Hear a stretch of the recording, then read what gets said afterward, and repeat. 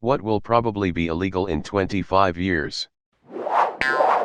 After a few mentions here, I was wondering if the US was the same as Australia, where you need permission from a court to marry as low as 16, which I thought was bad enough. But WTF, some US states still allow marriage as low as 12 years of age.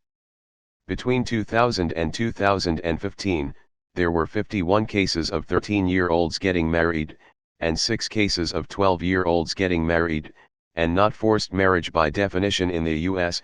This was fully legal. But how will we crack down looks at writing on hand teen pregnancy? Clearly this 40-year-old man marrying this 6-year-old girl has nothing but pure intentions. Now gay marriage, that's what we need to stop. All those consenting adults in long, loving relationships. They are disgusting. Oh, what's that? A 50-year-old got a 10-year-old pregnant? Well, they are married, so it's not rape. Makes you wonder why they are so determined to allow child marriages to stay. There's been major progress on that front.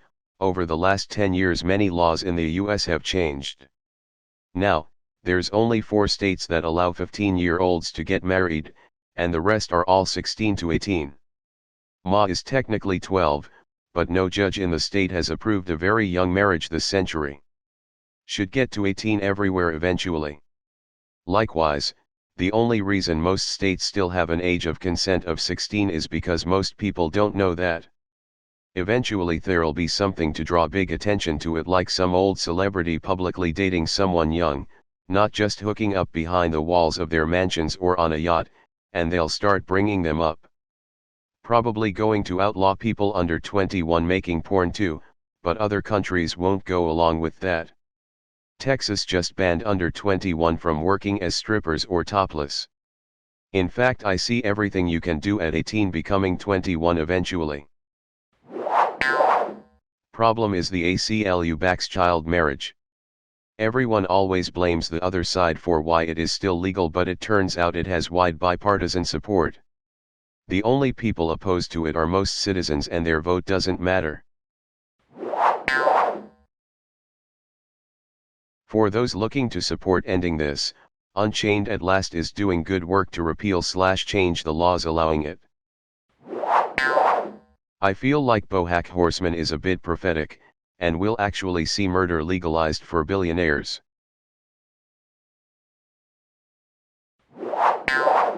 I never really realized how incredibly popular and apparently socially acceptable those really are. There's child model IGs with millions of followers that have young girls in eerily revealing clothing. The really disturbing thing about it is that it's their moms that are the ones managing the content. I'd hope they're illegal eventually. It's already illegal in my country, France, but probably in many others. It's illegal before 13 yo, 2 years of prison plus 30,000 to pay, and under very strict rules to 16-year-old, and then open to anyone, no minimum of height, no matter the weight, etc. Even for Miss France, for example, plastic/beauty surgery is forbidden. Maybe just personal use of fireworks, outside of municipally sponsored and operated celebrations, in most Western states major cause of wildfires from my understanding. How about just gender reveals? Like, I don't need to know about your baby's junk. Edit. Wow, lots of folks want everyone to know about what their baby is packin'. Bunch of weirdos if you ask me. Honestly, balloons in general should be phased out. They're nothing but complete wastes of helium and pollute like hell. If we can phase out plastic shopping bags, we can phase out balloons. This is illegal in quite a few countries already. I live in the Netherlands, and if I call in sick, my boss isn't allowed to ask me what symptoms I have, force me to go see a doctor, or give me any medical advice. Since he's not a doctor, you could still work/you're not sick enough to stay home, etc. is considered medical advice in these cases. He basically has to accept it. However, he can ask me to call him every 2 days to keep him posted on my expected return. And if I'm still sick a week later, he can ask me if I've seen a doctor, and if I haven't, tell me I should. If I won't see my GP, he can actually force me to see a different doctor. There's businesses out there with doctors who'll specialize in monitoring how sick you are and if you're able to work. Businesses for employers to go to when an employee purposely fails to see a doctor. Then there's loads or follow-up rules and laws. It may sound a bit technical at first, but it's done to accommodate both employer and employee.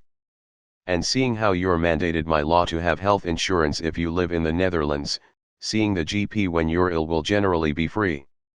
Sometimes the meds or treatment aren't, but there's a built-in own risk, which is less than €400. Which means, getting the treatment/operation you need and you're insured for, can only cost you that amount annually, every different treatment combined. Healthcare can be rather cheap here, one of the benefits of living in a populated country where every adult has to have health insurance. My previous job wasn't great, but one thing I have to give them credit for is they had unlimited paid sick days and specifically told people not to come in ill after they ended up having to shut down for 2 days because of a norovirus outbreak years before I started. I'm hoping it will be grocery shops sending produce to landfill. All produce can be used even if it's not suitable for human consumption. Slightly damaged, bruised, and out-of-date stock can be sent to charity.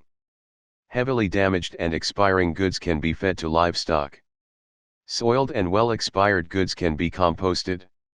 There are a few countries which have started to put this practice into legislation, and I'm hoping in the next 25 years or so there will be a lot of countries following suit. I didn't know this was a thing grocery stores did. In my area of the USA, or at least the grocery store I used to work at, we had a separate trash for produce and deli/meat waste that didn't go to landfill. It was actually a small bonus, I think, because the store could sell the organic material to a company for breakdown into fertilizer or something. Used to work produce for a major grocery chain when I was younger. We donated a ton of not sellable * products. It got picked up almost daily. I'm talking good-sized boxes and boxes, 2 to 5, a day. Some good for actual consumption and some for other. Was nice knowing it wasn't going to waste. * slightly bruised, damaged, had mold, then removed, etc. FYI, out of date is a debatable topic. I work at a factory producing cut and packaged vegetable/salad/mixes, and almost all extra production goes to food banks for people at or under the welfare minimum. This is a great way to minimize spillage. I'd like to think many of the troubled teen boarding schools will be shut down, or hopefully they would become a lot more regulated. Parents will pay insane amounts of money to send their kids to these schools hoping it will help them, but they often face tons of abuse there. It's not rare to hear stories from survivors, who were literally children when they were sent there, talk about being put in solitary confinement, or being restrained or over-medicated, or hit, or yelled at, or any other flavor of abuse. With celebrities like Paris Hilton speaking out about the troubled teen industry and sharing her experiences with being sent to one, hopefully lawmakers will start giving the issue. I'm a victim of such a boarding school. Have seen more violence in those 4 years than I ever have outside of that wretched place. Solitary confinement for 2 weeks for me. Kids used to put toothpaste in their eyes just to get a break from the madness in the infirmary. One kid even sprayed his own eye with deodorant and was whisked away. Around 100 boys in one large dormitory. One single sound at night and all of us had to stand on the bed and get a whack on our back. Kids with early symptoms of ADHD were beaten black and blue. I was one of them, but my symptoms were mild. I could control my impulses purely because of spite. My desk mate started fainting every few hours after being knuckled in the head with a wedding ring. First time he passed out I thought he'd died. Lots of troubled kids. Choking, fingers getting spliced at doors, neck biting, stabbing with pencils. You learn to fend for yourself soon enough. Letters sent home were thoroughly read and censored. Parents were too stupid to read the hidden messages. Nobody would believe us when we came out. Some of the kids who grew up act like nothing happened. The ones whose screams I remember like yesterday are not on Facebook, social media, or any of the reunion pics that the boys put up. I know they're all living troubled lives or have done the deed already. I've learned to forgive and move on. I compete at work like a dog left to die in the wilderness. Sure, it makes my parents proud and arms me with an extra set of teeth in this wretched reality which I don't have any illusions about. But I'm one of the ones who managed to hold on to my sanity. Sanity is one of the demons who show up in the darkness of solitary confinement. Hysteria is one. The other demons don't have names, but they keep me company. Sanity is the uniform you put in the morning and that wretched tie we had to put on like a collar around our necks. First time I lost my tie, the warden told me there is nobody to cry to, beg, borrow or steal, you're on your own from now. The first days back of every year was the worst. All the new kids would cry like damned souls at the gates of purgatory when the realization hits them that their parents are not coming. The distant sound of every car engine that passed on the road gave hope to our naive souls. Maybe they've come back for me. Imagine entire nights being tortured by the sounds of car engines. A cold place made colder by the wetness of your pillow. God bless the souls of the children. I pray for the victims and the trespassers.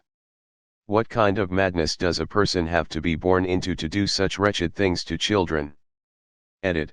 I feel guilty about leaving such an account without inserting a way out for people who can relate to this. I wrote this comment as a reply to someone who was finding it difficult to let go or move past trauma. Letting go, as in pushing a boat away from the shore, is quite hard to do. The people who have wronged you need more prayers than you do, for the damage that they may do to others and to themselves. For you it's the past, and for them it's a present that they're living with. I know it seems hard, but forgiveness and praying for your enemies is a way to rise above our situations. Now, when you push the boat away from the shore, it is because you have somewhere to go, new memories to make, a life to be lived. Letting go is to clean out the room and make space for new memories and attachments. Nobody else will understand your reality like you do, and it would be futile to try convincing others about what really happened. Reliving the memory may be a way for you to grasp at the details, because it doesn't matter if the past was good or bad, it was important to you. We revisit things which were important, not on the basis of whether it was good or bad. Go through it one last time whenever you are ready, then say goodbye to it like an old acquaintance or someone you knew, good or bad, who was significant in your life but has now passed away and now needs to be buried or set free in the purging flames of growth. Fill the darkness with love and light. When you close your eyes and it's dark, summon light from your best memories. Smile. Be brave. Every time it becomes dark again, go through the same process until even darkness becomes your old friend. I've been through this journey because of violent childhood trauma. Forgiveness and prayer for your trespassers is the way forward. Even though you will feel averse to the idea now, I hope you revisit this idea. Farewell, dear friend. You have sought help and I hope I've delivered the message. Yes, please. I'm about to start mine for grad school soon.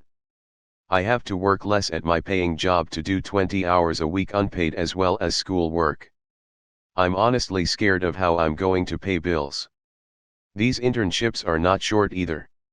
I'll be working it for about 9 months, but most are a year. The Duggars have sent one or a few of their kids to an academy that is rumored to offer gay conversion therapy. They let their child molester son stay in the house with his young sisters still living there, but any of their kids showing the slightest signs of being gay are immediately sent away. It's all under the guise of religion. Ignorant parents send their kids off, thinking it will prevent them from going to hell, etc., when in reality it's a child torture camp run by a bunch of child molesters who abuse them. Probably using a VPN. Streaming services hate it. Twitch soft blocks you if it detects you accessing the site from a different location, and depending on the VPN it makes you and your data harder to pin down and sell. Artificial intelligence. Well, at least some forms of artificial intelligence.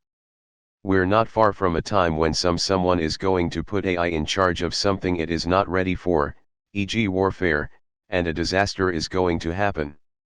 I don't mean a Skynet type of problem, but more of a self-piloting drone taking out a school full of children. I think the eventual creation of true AI will be completely world-changing in its impact. Imagine if every even remotely basic job that currently is held by a human could be replaced by computer hardware and software. Unlikely. The only reason I say so is because of how many cars from the 50s, 60s and 70s are still on the road with tons of life left. I don't disagree that fossil fuel is harmful, but there's also not really a decent plan to retire all of these cars. And with how many issues in the world that need answers a lot sooner than the fossil fuel cars, it's unlikely that there will be in the next 20 years. Outlawing fossil fuel vehicles faces a lot more problems than people seem to understand. Especially from an economic standpoint, so many people will be out of work and struggling as if that's not already a problem. But who can say what the world will be like in 25 years? No one can for sure. Maybe world leaders will actually start solving problems instead of creating more. Passenger vehicles maybe, but fossil fuels are still too useful for utility vehicles, including trucks, in remote areas. Imagine living and working in rural Alaska, hundreds of miles from anywhere, and depending on a battery pack. Half the year the sun is shit there too, so solar recharging is impossible. An ICE vehicle is a lot safer and more reliable in those situations. Lobbyism's original purpose was so that the government doesn't make stupid laws because of lack of knowledge in a field. The problem is that there aren't really lobbyists for everyday citizens or smaller businesses. Cryptocurrencies. There's multiple reasons why the government controls the currency. As soon as crypto gets enough critical mass to be popular enough, the governments will start banning it. I do have crypto and I think it's a great idea, but do I believe this is gonna be the future? Nah. Governments want full control of their people, and crypto, as of today, is not helping them. It's not really healthy for a currency to be able to gain/lose 30% in a single day. It's even worse if it goes up and down by that much in a single day. That's why government/financial institution-backed currency is better. Sellers run the risk of being given 3 crypto coins with a market value of 1K each, then the next day having 3 crypto coins with a value of 25 each. Crypto needs to be financially backed by something to ensure the value, otherwise you're just playing a dangerous game where what you own can collapse with zero security. Crypto is already on shaky grounds. Not because it's a bad idea, but because people aren't using it as a currency. It's being used as an investment by almost everyone, and the only ones using it as a currency are on the dark web. Bad idea, as it's easy to trace, or do so for shits and giggles to be new age economists in their friend group. And it can't function as both a currency and investment without the price and usefulness being. I disagree with this, but I take your point. I just don't think it's gonna be a currency in 25 years. We are at the tip of the iceberg of what Bitcoin and others can do. For Bitcoin, currency was V1, security was V2, who knows what's next? There is so much good that can happen with crypto, it just has a PR problem because of crypto brothers on Twitter. I'm so excited to see what it looks like in 25 years. At most, the manufacture of non-autonomous cars could potentially be stopped, but they're not going to be able to take all non-autonomous cars off the roads and out of people's hands this century. There are too many people who need to drive and can't all pay to buy upgrades. What do you mean by commercial zoos? Like the Joe Exotic type places that seem to have little regulatory oversight and little interest beyond enriching themselves? I could see that being the case, but certainly not outlawing the zoos like those found in San Diego, Cincinnati, St. Louis, etc. for the reasons others mentioned. It'll be interesting to see whether SeaWorld can survive, as well. Definitely a great deal of negative publicity regarding the mental and physical health of their main attractions. I could see more stringent regulations dictating what types of ocean mammals, if any, they're allowed to